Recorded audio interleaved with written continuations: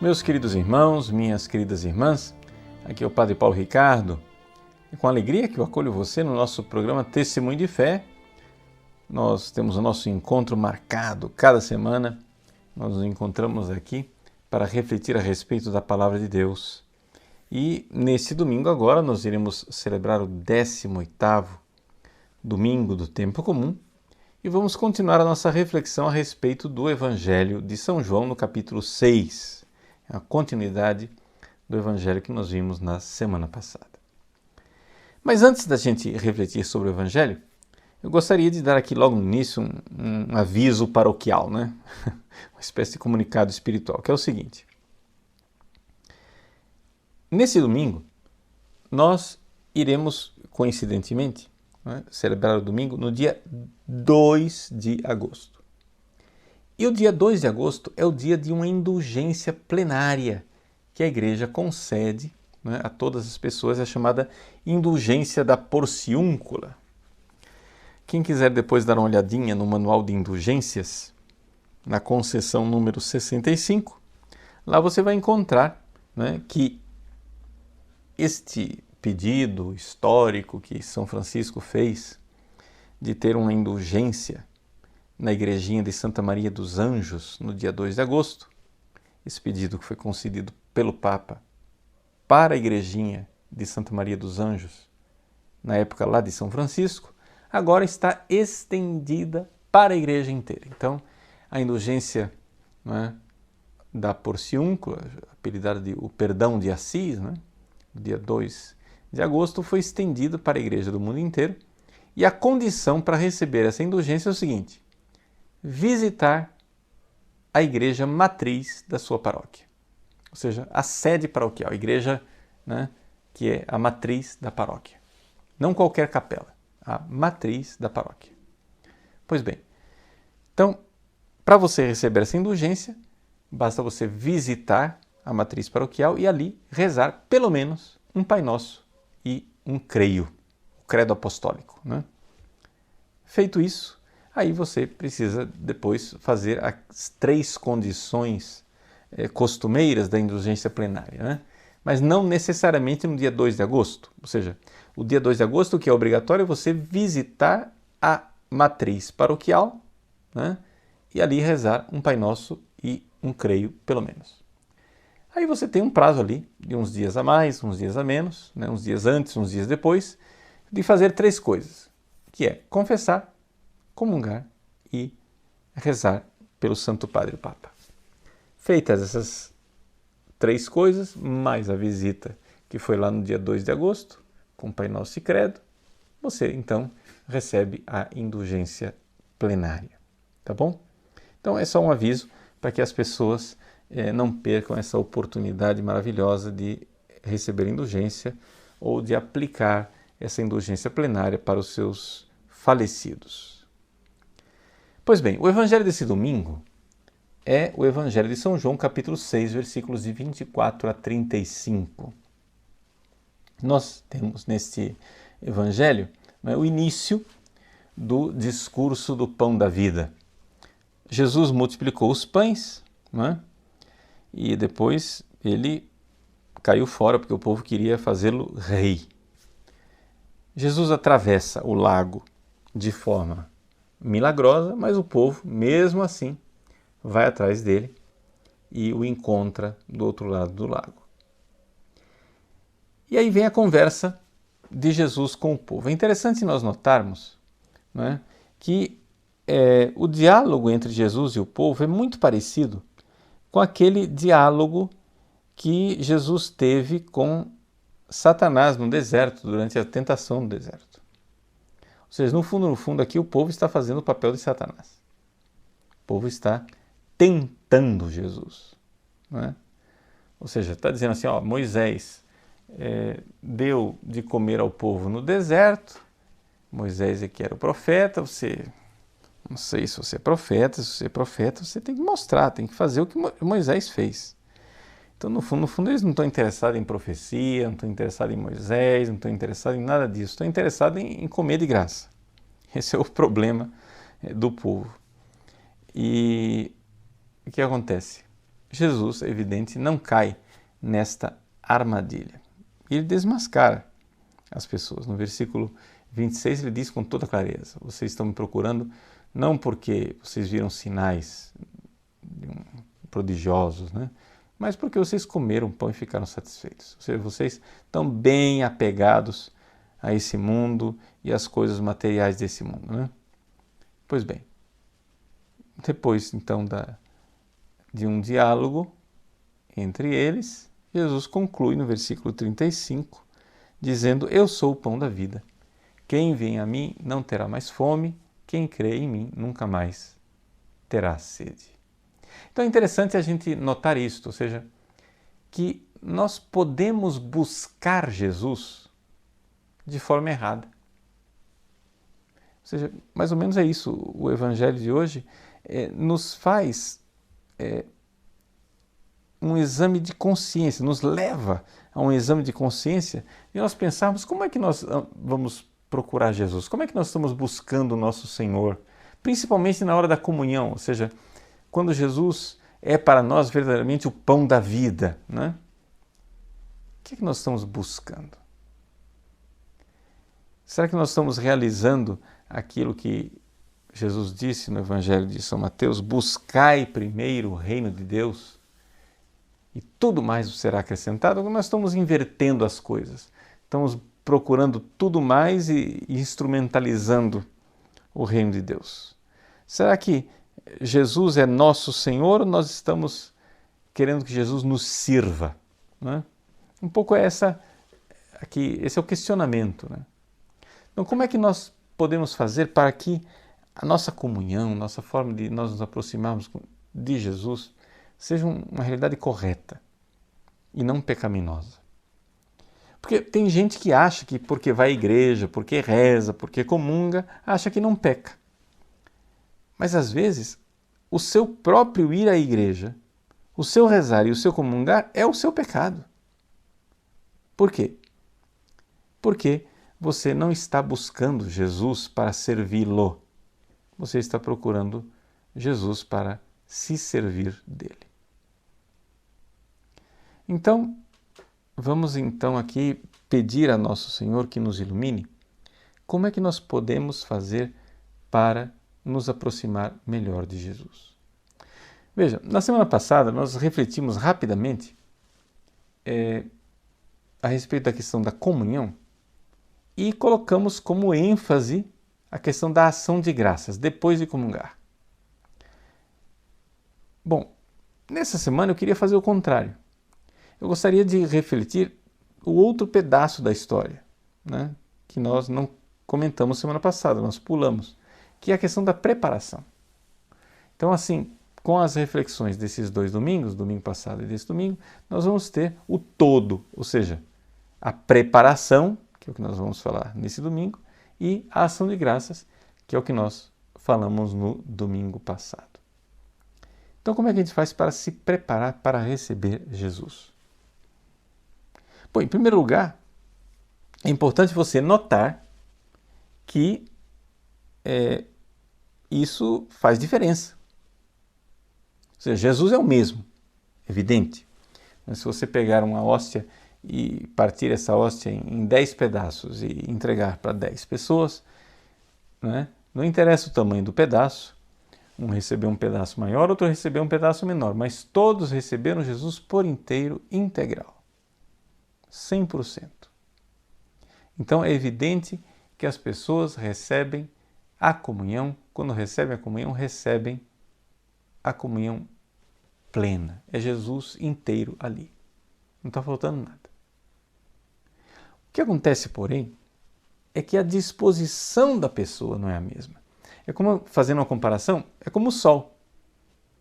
Ou seja, o sol é o mesmo para todo mundo. Mas uma coisa é quando o sol bate num telhado de zinco, outra coisa é quando o sol bate num telhado de barro. O telhado de barro, né, não aquece tanto.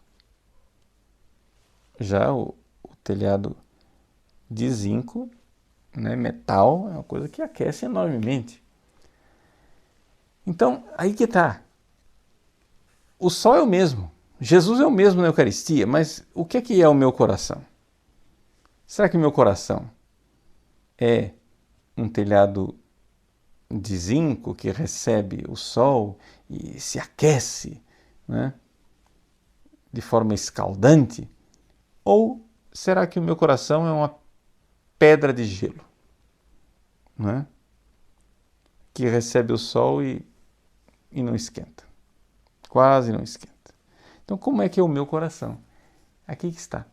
É esse o fervor com o qual nós podemos ou não podemos receber a comunhão. Ou seja, vai ter fruto maior ou vai ter fruto menor, dependendo do nosso fervor. Então, a primeira coisa é evidente para receber bem a comunhão. Eu não vou aqui comentar o óbvio, né? Ou seja, o óbvio é que para receber a comunhão eu preciso estar em estado de graça, né? Estar livre dos pecados mortais. Mas isso daí é uma coisa que se supõe que está todo mundo igual. Mas existe uma diferença. Embora não seja exigido, seria muito bom e teria um efeito maravilhoso se, além de estar livre dos pecados mortais, você também fizesse o propósito de se desapegar dos pecados veniais. E não somente dos pecados veniais, também das suas imperfeições. Então, que pecados veniais? Bom, os pecados veniais que você pode ter aí no dia a dia, sei lá, uma maledicência, você gosta de comentar o pecado dos outros, uma fofoquinha dali, uma fofoquinha daqui. Você também tem as suas manias de ciúme, pequenas vaidades bobas, sensualidade, né? E assim por diante. Então você vai e não se importa com isso, veja. Mas pelo amor de Deus, veja, que uma pessoa que está começando a caminhada agora, não olhe muito para esses pecadinhos, que olhe mais para os pecados mais graves, sérios, etc. Tudo bem, mas uma pessoa que já está na caminhada, já não é hora de você começar a se incomodar com certos pecados, né? Por exemplo, você gosta de ficar falando palavrão, né? Contando piada suja, né? Nós brasileiros temos essas manias tão feias de colocar malícia em tudo, né? Tudo vira uma piadinha maliciosa, tudo vira, né, conversa da cintura para baixo, né? Me desculpe a linguagem. Mas será que não está na hora da gente se livrar dessas bobagens? Veja, se você tomar o firme propósito de se livrar dos seus pecados veniais, combatê-los, a sua comunhão vai ser diferente. A sua comunhão vai ser bem diferente. E se você, mais do que combater os pecados veniais, se você também se dispuser a combater as suas imperfeições, né? O que é uma imperfeição? Sei lá, vamos supor que você trabalha numa loja, você é vendedor da loja. Pois bem, vem lá um cliente e diz, eu queria comprar um sapato. Que sapato que você quer? Número tal. Tá aqui, pronto, passa no caixa, tchau. Pronto, você fez a sua obrigação. Você, como vendedor, você vendeu. Mas imagine que você, como vendedor, ao invés de fazer somente a sua obrigação, você dissesse assim, eu vou receber esse cliente com um sorriso, né? E aí, tudo bem? Como é que vai? Ser atencioso. Você quer esse sapato? Olha, mas eu tenho essa outra sugestão aqui, esse sapato é bem melhor, mais confortável, eu recomendo esse. E aí você dá toda a atenção, de forma, né, caprichado, assim, com esmero, para aquele cliente. É evidente ali que você está agindo de forma mais perfeita. Então, o primeiro funcionário que fez a coisa só o que ele era, o mínimo que ele era obrigado, ele não pecou, mas ele agiu de forma imperfeita. Pois bem, a mesma coisa nós, né? Você vai à missa no domingo. Ah, cumpri minha obrigação. Pronto, acabou. Mas tudo bem, mas será que é só isso? E se você fosse antes um pouco, para fazer uma adoração, para se preparar, se você meditasse mais, se você fosse com mais fervor, etc. Será que tudo isso não ia ser melhor? Né? Então, não somente combater os pecados veniais ajuda a gente a crescer no fervor, na devoção, mas também o combater as imperfeições. Pois bem, mas essas duas coisas que eu falei aqui, combater os pecados veniais e combater as imperfeições, são sugestões negativas. O que é que a gente pode fazer de positivo, né?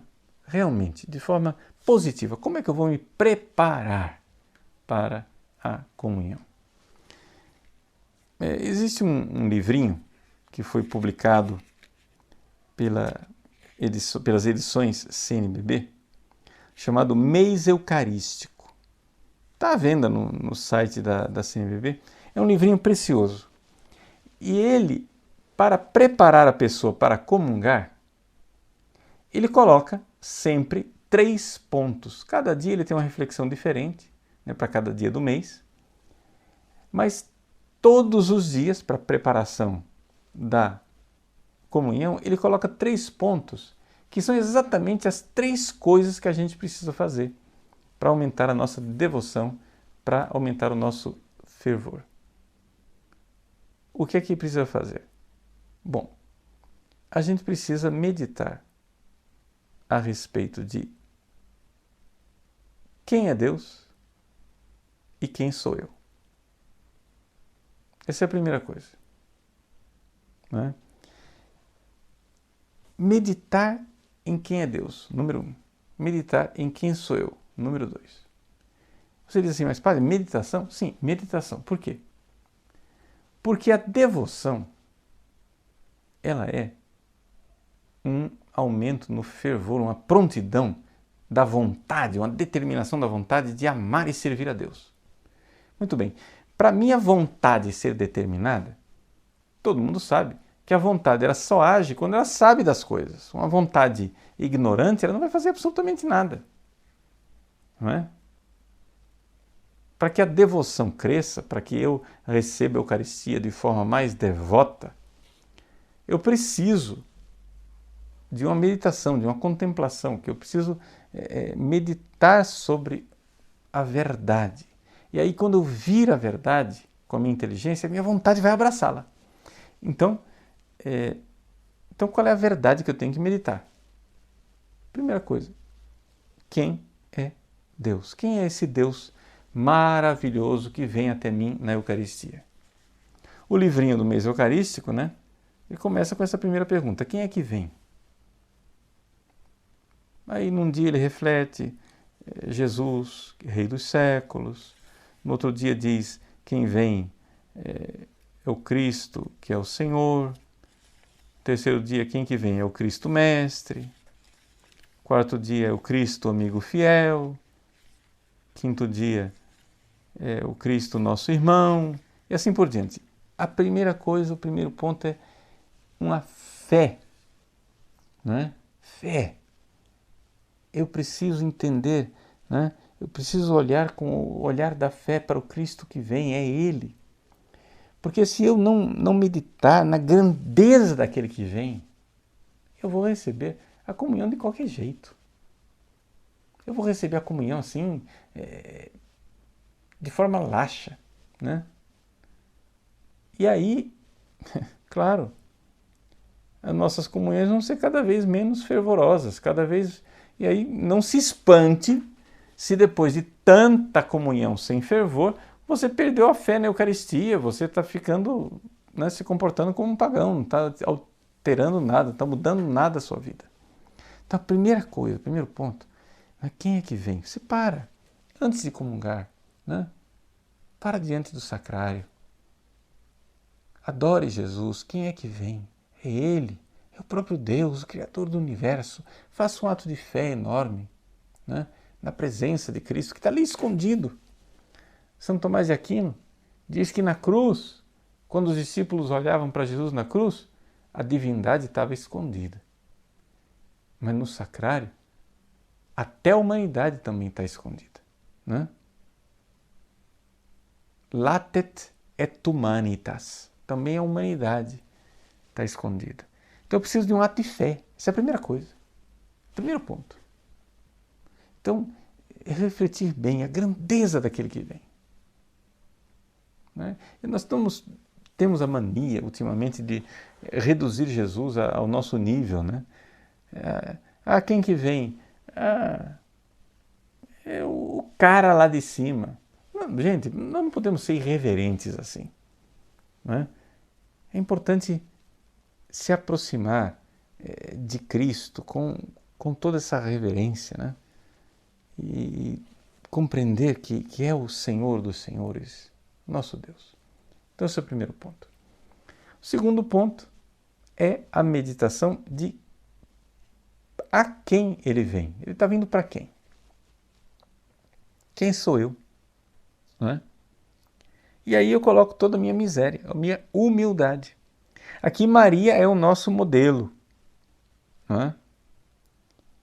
Maria é o nosso modelo. Eis aqui a serva do Senhor. Então, se eu medito sobre o Cristo, que é o meu rei, quem sou eu? Eu sou o súdito. Né? Mas não é somente um súdito. Eu sou um súdito que tem uma dívida enorme com ele. Se eu medito que Jesus é o Senhor, eu sou o escravo, eu sou o servo. Né?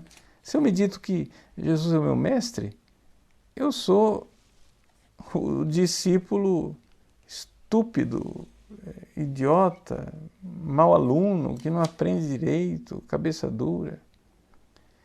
Se eu medito que Jesus é o amigo fiel, quem sou eu? Eu sou o traidor infame. Não é? Se eu medito que Jesus é o meu irmão que vem, quem sou eu? Eu sou o irmão fratricida, como Caim, né? Que mata o meu irmão. E assim por diante. Então, quem é aquele que vem? Meditação, aumento da minha fé. Ele vem para quem? Vem para mim. Meditação é a minha virtude da humildade. Mas, se a gente parasse somente nisso, algumas pessoas poderiam ficar abaladas, iam ficar, digamos assim, esmagadas debaixo da miséria, da grandeza de Deus, da sua miséria. Então é necessário confiança. Não é? Meditar sobre o quanto eu posso e devo confiar em nosso Senhor, nesse Senhor que, embora eu seja um pecador safado, Ele quer me amar porque Ele morreu na cruz por mim. E se antes de comungar eu vou participar da missa, não é necessariamente obrigatório participar da missa, mas se acontece que antes de comungar eu vou participar da missa, ali na hora da consagração eu vejo o amor com que Ele me amou, no sacrifício do Calvário. Então, eu tenho que reagir com confiança. Não é? Então, aí nós já temos 3 pontos. Os 3 pontos. A fé, meditando sobre quem é que vem. A humildade, meditando, ele vem para quem? E a confiança. Né? No livrinho do mês eucarístico, essa parte da confiança, ele faz com a pergunta para que ele vem, ou seja, por que ele vem. Ad quid venit, né? Para fazer algo de bom. Né? Então, ele vem para perdoar minha dívida, ele vem para amarrar o seu escravo com vínculos de amor, ele vem para curar minha surdez, que não ouço a sua voz de mestre, ele vem como um amigo fiel para me proteger e me encontrar, Ele vem para me dar a vida espiritual outra vez. E assim por diante. Então, 3 pontinhos básicos, né? Então, o que é que aumenta a devoção de uma pessoa? O que aumenta a devoção de uma pessoa é a meditação sobre uma verdade. A meditação aqui básica, antes de você receber a comunhão, são 3 coisas. Quem é que vem, para quem vem e vem fazer o quê? Né? Ele vem, né, para me restaurar. E aí você vai poder comungar bem. Né? Essa é a beleza de saber que a gente, fazendo isso, está se preparando adequadamente. Mas em resumo, se a gente pudesse resumir essa conversa toda, o que é que eu preciso fazer para comungar bem? Bom, para comungar bem eu tenho que ter fome, eu tenho que ter sede de Cristo na Eucaristia. E aqui é exatamente o que Jesus nos diz nesse Evangelho. Quem vem a mim não terá mais fome, e quem crê em mim nunca mais terá sede. Mas se você for com grande sede, com grande fome, a saciedade que você vai receber em Cristo é uma coisa maravilhosa.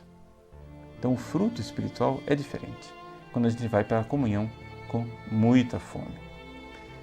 Também por isso a Igreja pede que nós façamos um jejum eucarístico, ou seja, que a gente vá com um pouquinho de fome para receber a comunhão.